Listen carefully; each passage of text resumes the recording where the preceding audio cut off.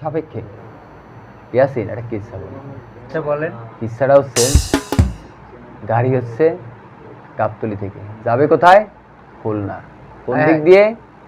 পাটুরিয়া দৌলতদিয়া হয়ে যাবে খুলনায়। সেই তো 19 সালে চলে গেল। হ্যাঁ 19 সালে। আরে কিচ্ছাটা শোনো না।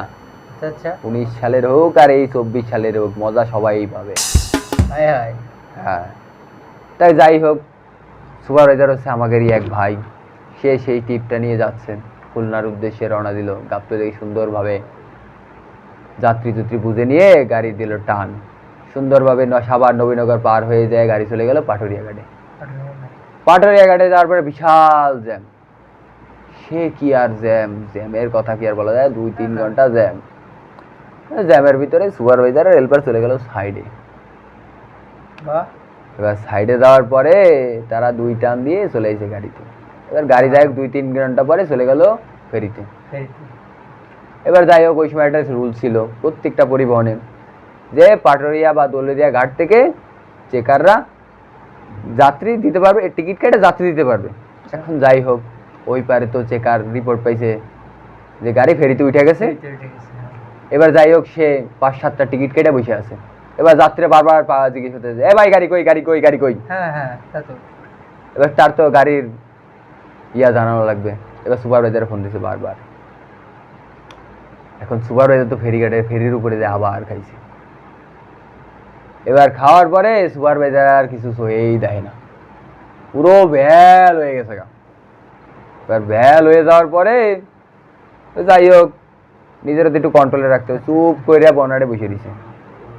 আর এদিকে চেকার ফোন দিতেছে, এরকম মোবাইল হাতে নিয়ে ফোনের দিকে চাইয়েই রয়েছে, ফোন বাইজেই যাচ্ছে, দেখে ফোন আর ধরে না। লাস্টে ড্রাইভার বিরক্ত করে, এই মিয়া ফোন টোন ধরে না, ফোন বাজে। ফোনটা থাবা দিয়ে নিয়ে রিসিভ করে কানে দিয়েছে, এই ধর কথা কন। এবার ফোনটা কানে নিয়ে কাছে প্রথমে চেকার বলতে, চেকার ফোনে এই তুই করে কয় ভাই বলেন তো আমি এখন কোথায়? এই কথার উত্তরে চেকার ওই পাশ থেকে কি বলতে জানো, তুমি যেখানেই থাকো আমি নটিপাড়ার গেটে তোমার জন্য দাঁড়িয়ে আছি। এবার আবারও সুপারভাইজার বলতেছে, ভাই তাহলে আবার বলেন তো এখন আমি কোথায়? এবার চেকার একটু রাগ হলো, তুমি যেখানেই থাকো আসো তোমার জন্য আমি দাঁড়িয়ে আছি। আবারও সেই একই কথা, একই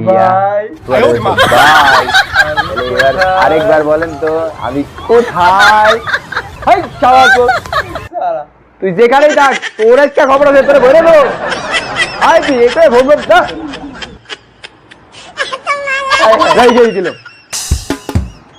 এবার ফোন তো কেটে দিছে, তারপরেও সুপারভাইজার বলতেছে ফোন কিন্তু এখন কাটা, ফোন কিন্তু বলতেছে না। ভাই বলেন তো আমি এখন কোথায়?